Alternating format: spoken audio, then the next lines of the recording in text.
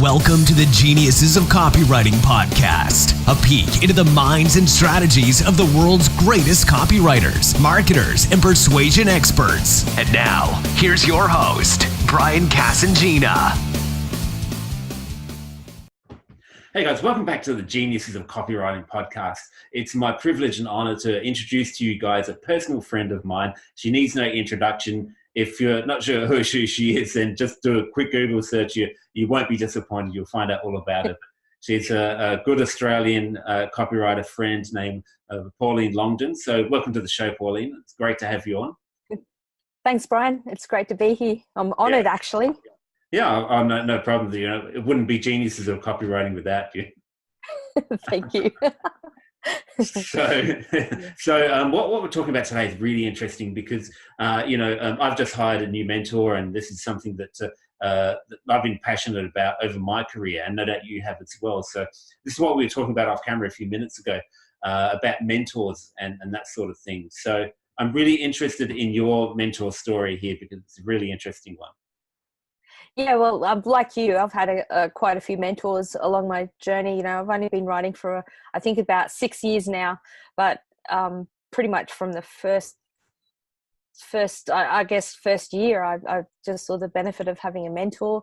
People were running those group training sessions, and I didn't feel like, advancing as fast as the slowest person, which seems to be the way those things are run. And that's nothing against the courses, but I just wanted to accelerate. I just knew that I had so much potential and I wanted to do that. So I started to look around for mentors, and as you know, I found Trevor Crook, and he was my first mentor. And then I had Laurie Morgan Ferreira, and I've had a couple of in between there.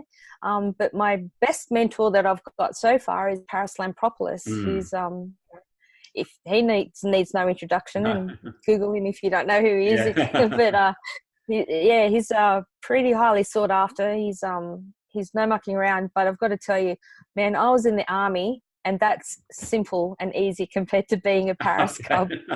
That's really interesting. Parris kind of has that reputation with his copy cubs, which is what he calls his students, and you compare it to even way beyond what you found in the military. Yeah, that sounds crazy.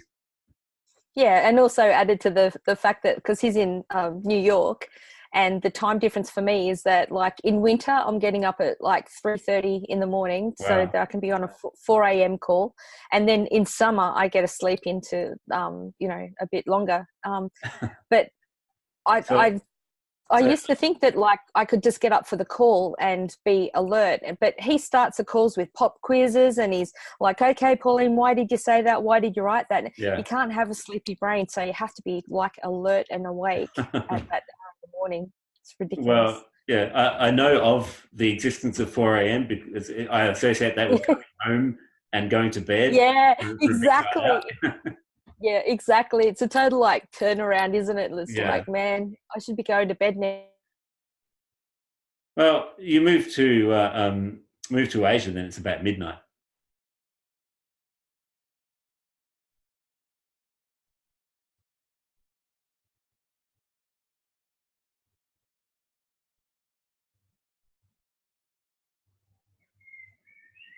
Hello? Yeah, there? Yeah, you just froze for a while.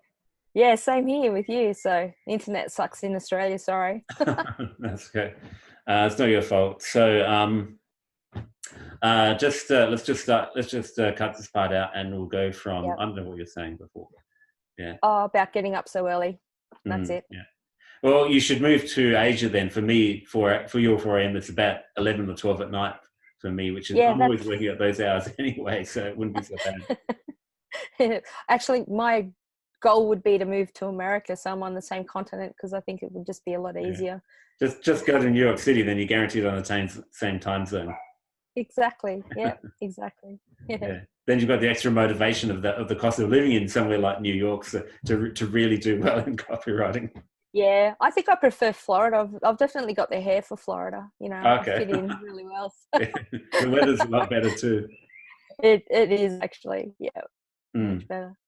So what's some more crazy and funny experiences you've had with Parris on these middle of the night calls? Well, as you know, I can't divulge too much. He's like got an NDA and he's got a big budget for suing people. But, you know, the calls are, I mean, they're a lot of fun. I guess one of the funniest things was I was one of the first Cubs to be critiqued by him, and we're critiqued in front of everyone else. And our group at the moment's got about 10 people in it. And so it's kind of like fairly embarrassing, and you feel a little bit ashamed, like, because you're being critiqued in front of everyone. But the thing I love about Parris is that he critiques your copy, not you as a person, which is very important for a mentor. Like, if you've got a mentor who's insulting you as a person, then they aren't a mentor you want to be around. And I've certainly had a couple of those, and well, it didn't work, and we started seeing other people basically. But back to Parris and the call, he was brutal. He critiqued my copy, and at the end of it, he goes, so Pauline, do you need a Band-Aid, or do you need, you know, what do you need from me? And I went, actually, I think I might have a cigarette. That was strangely satisfying. And everyone, all the other Cubs just went, oh, and then they just started to laugh, because it's like, I don't know. It's funny that I've got that kind of attitude, because it's like I've got a policy, you know, with mentors, never argue for what you're not prepared to keep.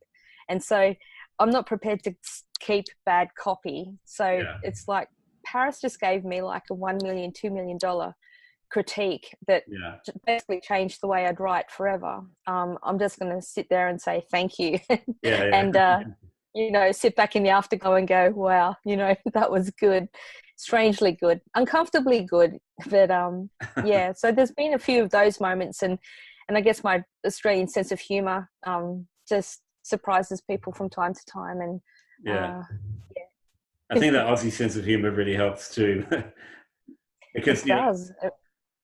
A lot of people, and I've coached a little bit. I don't consider myself a coach, but sometimes a student will, and we've all done this at times during our career anyway, is just take that stuff personally, and somebody critiques your copy, and you take that on as a big critique about you, but it's not. I mean, obviously some mentors do talk about you personally, which is not the way to go, like you were saying before. But sometimes when they say, you know, this copy sucks, you take that to mean as you suck, which is not the right attitude. It's not the right attitude, but I mean, as you said, you know, some mentors get personal. I mean, I actually had a mentor call me retarded once, and I think that was the moment that I realized that we would break up. You know, I was an officer in the army, and so, you know, I was commanding troops, and, you know, I guess in the army, and this goes back to mentoring, is that you don't always get posted into like a unit where you're going to like everyone, or people are going to be high flyers. In fact, some of the places I went to, you know, the previous officers' comments of the soldiers was, these people are oxygen thieves, you know, you'd be better just to wait for them to be discharged. I walk in there and I start to find out, okay, what are their strengths? What are the weaknesses? How can I bring out the best in them? And that's the way I see mentoring. And I'm a mentor myself now, and that's the way I like to bring out the best in people. And I know that even when I was in the army, you don't belittle people, you don't put them down if you want to get the best out of them. You know, no one can come from an empowered place if they're put down as a person. Like, don't like the behavior, don't like what they've done, but don't, you know, get nasty or unkind to the person. Otherwise you just shatter everything about them. And I same in copywriting, you know, they need to you know, stick to the copy and not, you know, say, what are you, retarded because you wrote that? It's like no. It's a strange thing for somebody to say, you know, when you're paying money and you're expecting them to lift you up to a new level. Yeah, well, and also, I mean, I used to do NLP, and one of the guys said to one of his favorite sayings was, you know, feedback is the breakfast of champions, right? But at the same time, you know, although we're paying mentors, or sometimes we're not paying them, but especially the ones we're paying, you know, I don't want them to sugarcoat it. I don't want them to tell me that I'm good if I'm not. Yeah. And I have had mentors that just go, oh, I'm Pauline, you know, you're so talented, you're such a good writer. And I go, yeah, that's cool, but where can I get better? And they go, oh, no, you can't get better. Then I go to the next mentor and they go, man, you are not as good as you think you are. And it's like, Yeah. whoa, but all these mentors said that I was. And then I get to Parris, he goes, yeah, you're a good writer, but, you know, you've got a lot of work. And I tell you what, being mentored by him, I thought I could write. And some days I just sit there and I just go, I think I'm deluding myself, like seriously. But all that feedback just makes you better. But as I said, that feedback is a breakfast of champions, but you don't want to be eating Fruit Loops. You want that all brand or the brand stuff that just gives you clean out from time to time and gets rid of the stale, sort of stagnant, you know, place that you are. A couple of Fruit Loops now and then are good for a change. Yeah, instead of putting sugar on your breakfast, you put Fruit Loops on. Same thing anyway. Yeah, colours. Sprinkling of praise with a hefty dose of reality. That's exactly it. Yeah, exactly. So, how do you think your copywriting itself and your career would be if you tried to go it alone instead of having these mentors guiding you? I'll be honest, I think I wouldn't have got past the first year. There's just some stuff that was going on in Australia at the time that I was starting, and as a female, I was told that females don't make good copywriters, which is pretty negative. And I've never been one to buy into that kind of gender thing anyway, because I was in the army. It's very masculine based, and usually I just let that kind of stuff roll off, you know, water off a duck's back. But that sort of stuck a bit. So then I just got hungry, and it's like, okay, so if I can't find the mentors or the guidance that I need in Australia, then I'm going to have to go offshore. And that's when I started to, you know, look outside of Australia, because there was kind of like, looked like a pecking order. And I went, you know, I'm not going to survive this. So let's just see. And I don't know, I'm kind of intuitive, a bit woo-woo, and I just follow the guidance that I have and then I'm given. And I was told to look outside of Australia. And fortunately I did. And I started to find the mentors that I needed. And the funny thing is that the mentors that I've been mentored by, they're the people who've run the courses, that the people in Australia that they've done the courses where I've been mentored directly by these people. Yeah, so it's pretty cool, you know. And I think that's a big thing, is never wait for the mountain to come to you. Go to the mountain, you know. Yeah.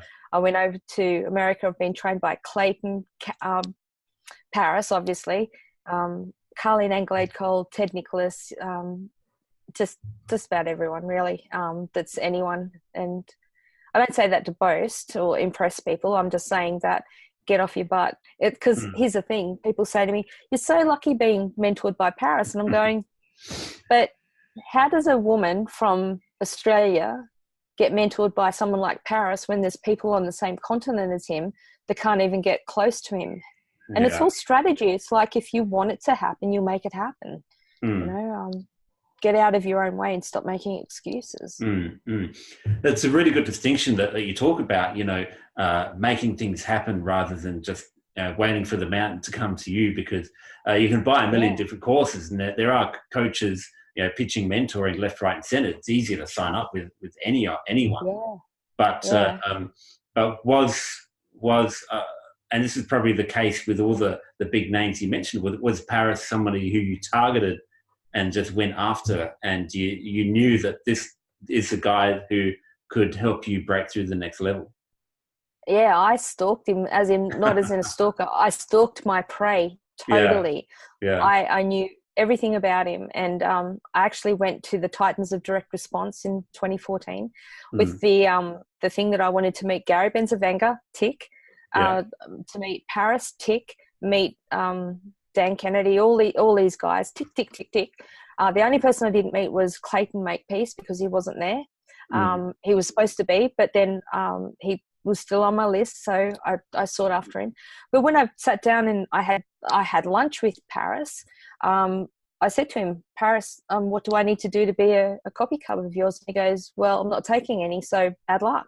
I went, nah, that's all right. That's what you say now, but, you know, in the future. So then that was 2014. 2015, I went to the AWAI boot camp, and Parris was there. And I went up to him and I said, hey, Parris, taking any cubs yet? He goes, nah, don't think I will be for a while. I went, okay, no problems. And then I thought, because everyone's like standing around doing the hero worship thing, and don't get me wrong, I respect him and I'm in awe of him, but you know, that's not going to make an impression, because it's like everyone is in a sea of sameness. So I said to him, oh, Parris, did you know that I can actually read palms? And he goes, get out, can you? And I went, yeah, I can. So I said, give me your hand. So he sort of like hesitantly gave me his hand, and I said, you know what, looking at your hand now, I can see that you're going to have a female copy cub from Australia in your future. Anyway, everyone around me just went, what? You know, like, what? And then he just started to laugh at me, and he went, that's really good. That's really good. Yeah. So I'd worked out a way to stick in his mind. Yeah, then the next year, so then the next year I saw him at another event. It was when I went over to be trained by Clayton. Parris was there.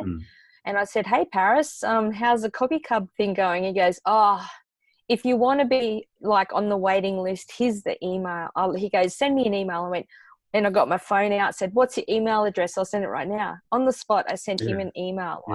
Because these people want to know that you're keen. I mean, how many people go up to them and say, oh, can I be mentored by you? And then they do jack shit and don't do anything about it. It's like, they just want a price list, Yeah, be memorable. You know, I actually even didn't know whether he was a paid mentor or a free mentor. But by the way, you don't pay him money, but you pay him soul. So that's a lot more expensive. But, so then a couple of months later, I saw him at the AWAI boot camp again. And I just went up to him and said, hey, Parris. He goes, hey, as though he was expecting me to ask. And I went, yeah, catch you later. And I didn't even mention anything about the thing, because I knew I was on the list. Yeah. And then just before Christmas that year, I got an email. Hey, Pauline, if you want to be a cub, read this book, get back to me, and we start next year. And I went, whoa, you know, like, so that took a couple of years to happen. But, you know, if it's important to you, invest the time, work out a way to be different, to stand out, to show that you're serious, and show that you're the kind of person that they're going to want to invest their time. Because even if it is like free mentoring or paid mentoring, these people, they're working copywriters, they're actually investing their time and effort in you. You need to be worthy of that investment. So make sure you show up and show people that you're that. Yeah, because I mean, it's a good point as well when you're choosing a mentor, because just on that, you know, if somebody charges, say, 10 grand for a 3-month mentoring program, which is quite common. You know, 10 grand could be a sales page that they complete in 2 weeks, whereas they've made this investment in you for 3 months. So you need to make sure that you are appealing to them as a student, because when copywriters get to anywhere near the top, you know, they can pick and choose who they mentor. But but the campaign that you mounted overall is just amazing. You know, if only everyone would put that amount of thought and effort into any marketing campaign, you know, knowing your customer, finding out everything about it, meeting them where they're at. You know, these are the building blocks of any successful campaign. And that's exactly what you do. Repeated touches. Yeah, well, as you know, I mean, I actually was a marketer before I was a copywriter. I just got into copywriting because no one could write copy for my business. That didn't make me sound like I was a charlatan freaking lunatic. So that's how I got into copywriting. But yeah, you're right. Everything, you know, you read the masters like Chet Holmes, and, you know, he had his wish list 100 and however many touches, Jay Abraham, and, you know, they would send like lumpy mail, and it would escalate each month that they sent it, or each time. And so I basically did that. You know, each time I met Parris, I just left him with something else that was memorable. And I don't think he's regretted it yet, because I still leave him with stuff that's memorable. Don't ask me to tell everyone a joke at like 4:30 in the morning. I died 1,000 deaths because the only joke I could think of on this cub call one morning was it had the C word as the punchline, and I died 1,000 deaths because I'm thinking, man, I know hundreds of jokes, and the only thing I can think of at 4:30 in in the morning is a C word. Yeah. My God, I'm going to get kicked off this course. But they all loved it. They thought it was freaking funny. And I'm Australian, so apparently we say that word all the time, the C-bomb. So, Yeah. Well, it means that we like someone when we say that word. Exactly. It's always the word that goes before it, whether you know whether it's an insult or a compliment. Yeah, sure. But if we call you mate, that means you've done something wrong. Exactly. Listen, mate. Yeah, mate. Yeah. Cool. What would you do differently, if anything, over the course of when you first started copywriting, when you founded these mentors, is there anything that really stands out?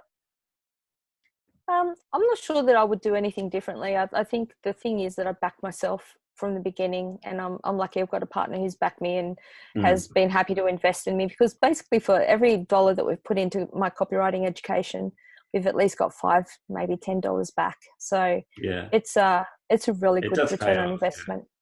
I think looking back on my life, maybe if I had have been able to find copywriting earlier, I might have, I don't think I still would have met Gary Halbert. I would love to have met Gary Halbert. He's like one of my absolute freaking heroes. But, like you being friends with Bond and Kevin and getting to, just get the stories straight from them. And, I know that they've given you a little memento of Gary's, and I've got a shirt of his that he wore. So, but maybe just to find copywriting a little bit earlier. But having said that, I'm happy with where I am right now. I think everything's just hitting the right note, and I'm very happy. Yeah, that's cool. And I know someone like you is not just a taker, they're a giver as well. So like you mentioned before that you were a mentor as well. So are you taking on new clients at the moment? I've just taken on a new mentee. So it's usually by application. We have to make sure that we're a right fit. I'm not the kind of mentor that will just promise the world. And I've got this thing, they promised me the world and they showed me Uranus. It's like, I want to bring out the best in people. And, I think to be honest, with all mentoring, there is a point where it's just done and you need to either have the mentor or you say, I think that's it. So if people want to be mentored for a month, 2 months, not really a month, they don't learn enough in that time. But 3 months, 6 months, a year, that's up to them. I'm happy to take them on the journey. So I do take people every now and then. So in that case, how do they get in touch with you and find out more about that? Just go to my website, thecopyalchemist.com/mentor, and I've got some copy up there. As I said, it's usually not by invitation, usually by application, and we'll see that we're a good fit. I've tried to make it as affordable as I can. I know that I'm actually undercharging. I'm embarrassed to say that I undercharge, but I remember what it was like when I started out. Everything was way expensive, and I was just so freaking hungry. So, until they can get on their feet. And I'll chuck a link on the page here as well. If you're listening on iTunes, go to geniusesofcopywriting.com and I'll have a link there, or the site that Pauline just mentioned. I'll chuck a link up on the page.